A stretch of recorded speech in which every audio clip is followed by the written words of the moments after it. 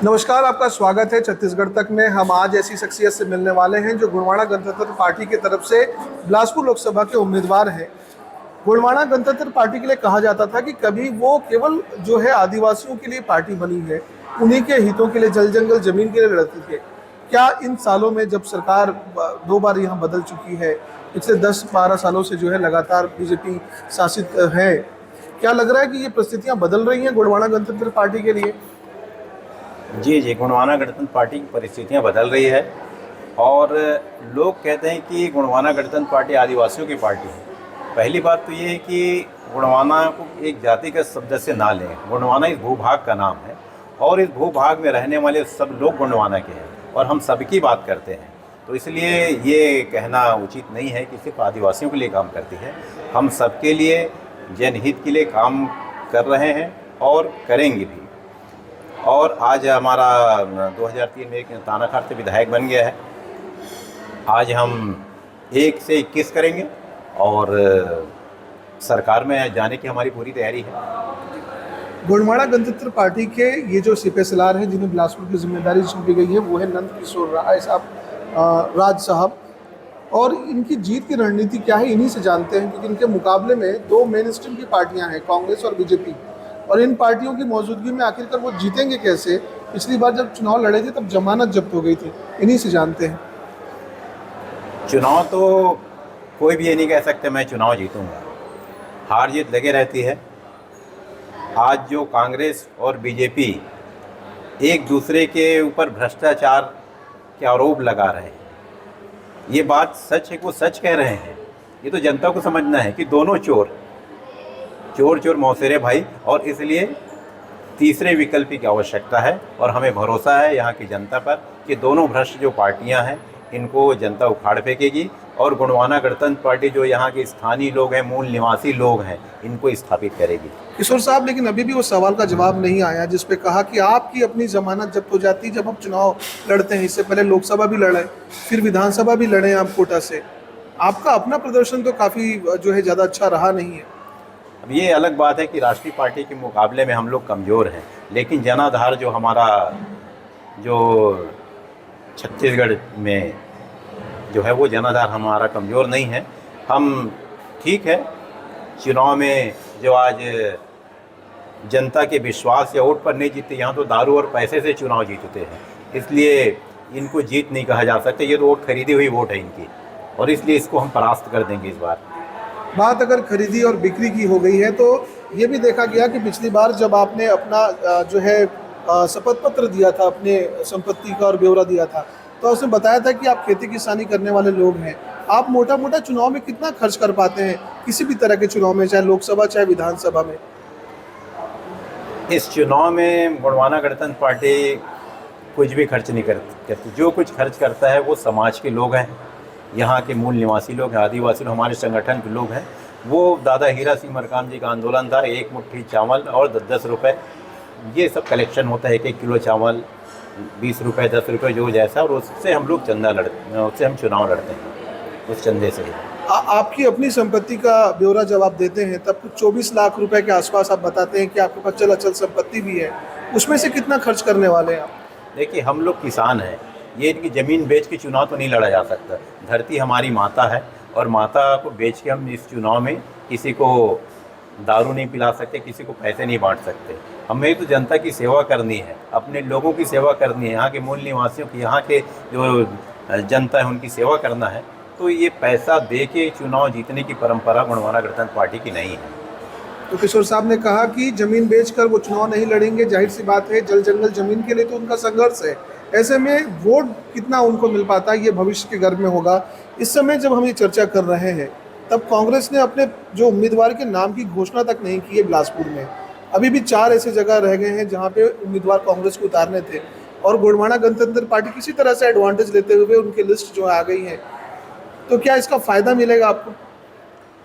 अब ये तो बड़ी पार्टी की बात, उनकी बात है कि वो प्रत्याशी कब घोषित करेंगे, क्या करेंगे। लेकिन इतना ज़रूर है कि आज अगर कांग्रेस जो प्रत्याशी तय नहीं कर पा रही तो कहीं ना कहीं कमज़ोर है और उसका फ़ायदा हमें ज़रूर मिलेगा। तो किसी राष्ट्रीय पार्टी के कमजोर होने से गोंडवाना गणतंत्र पार्टी जो है ताकतवर हो जाती है, लेकिन इसी सर्कमस्टेंसेस में कुछ और भी तरह की जो है चर्चाएं चलती हैं। कहते हैं कि आप बीजेपी की बी टीम की तरह काम कर देते हैं और कांग्रेस को डैमेज करके जो है उनको फ़ायदा पहुंचा देते हैं। कोटा में ऐसा हो गया था, 4000 वोट आपको मिले थे और कभी तकरीबन 10,000 वोट बैंक आपका वहाँ होता है। ये चुनाव लड़ते कहाँ हैं? ये तो आपके निर्वाचन आयोग, आपकी सरकार, सबको पता है कि कैसे चुनाव लड़ते हैं। पैसे बांटते हैं, दारू बांटते हैं, क्या नहीं बांटते हैं। और ये वोट उनका वोट नहीं है, खरीदी हुई वोट, मैंने पहले भी कहा। तो इसलिए हम अपनी निष्ठा के साथ जनता के बीच में जाके चुनाव लड़ रहे हैं। हमें इन चीज़ों से फ़र्क नहीं पड़ेगा। मूल सवाल का जवाब नहीं आया, क्या आप बीजेपी के बी टीम की तरह काम कर देते हैं कभी कभी?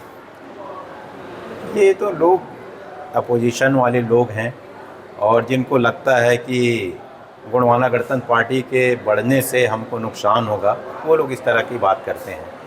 तो इसमें कोई सच्चाई नहीं है, कोई आधार ही नहीं है इसका। निराधार आरोप लगाना राजनीति में कोई बड़ी बात नहीं है। ऐसे आरोप लगाए जाते रहे हैं। अंतिम दौर पे हैं हम अपनी चर्चा के। हम ये जानना चाहते हैं कि अब जब आप मैदान में उतरे हैं, क्या लग रहा है कि कांग्रेस और बीजेपी के मुकाबले कहाँ खड़े हैं आप?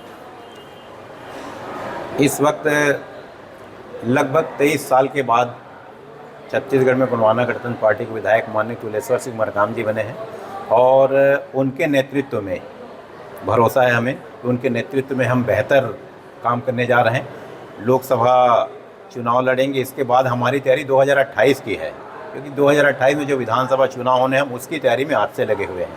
ये हमारी तैयारी, जो लोकसभा की चुनाव लड़ रहे हैं, ये 2028 की पूरी तैयारी के लिए हम लोग लगे हुए हैं। मरकाम जी की बात चली तो आज ही हमारी टेलीफोन पर उनसे चर्चा हो रही थी और मैं पूछा था कि आपने आज जो लिस्ट जारी किया उसमें कैंडिडेट की कितनी संख्या है? वो 10 है और 11 है, क्योंकि दो अलग अलग लिस्ट जो है सोशल मीडिया में वायरल हो रहे हैं और ये देखा जा रहा है कि गोंडवाना गणतंत्र पार्टी के जो लिस्ट है उसको भी लोग जो है दूषित कर रहे हैं या फिर उसमें फर्जी तरीके से 11वां नाम भी जोड़ रहे हैं। इस बात की जानकारी है आपको? जो लिस्ट जारी हुए हैं, जो 10 की लिस्ट जारी हुई है वही लिस्ट असली है, और बाकी तो आजकल जान रहे हैं कि किस तरीके से अकाउंट हैंग कर ले रहे हैं, फेक न्यूज़ आ रहा है, तो ये वैसे ही है।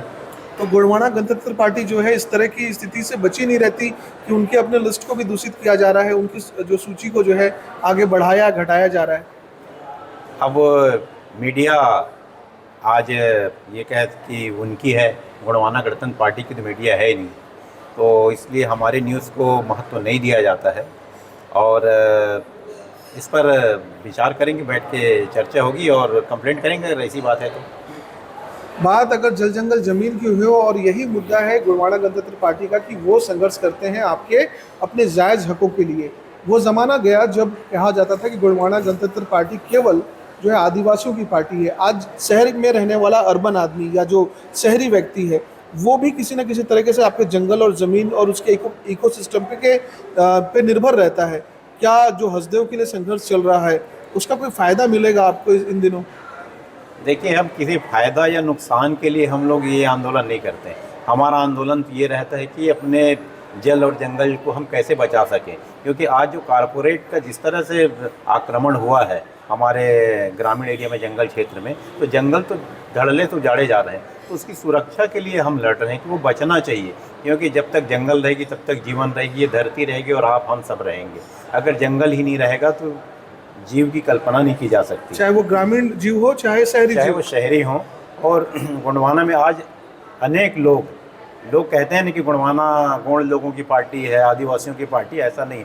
हमारे साथ अभी लिस्ट में देखिएगा, कुरैसी भी लड़ रहा है, यादव भी लड़ रहा है और शर्मा जी भी हैं सामने मेरे बैठे हैं, इन्होंने भी बेलतरा से एक बार चुनाव लड़ा है। तो अनेक लोग हमारी पार्टी से, जनरल लोग भी चुनाव लड़ते हैं और जातिगत तो कोई पार्टी बनती नहीं है।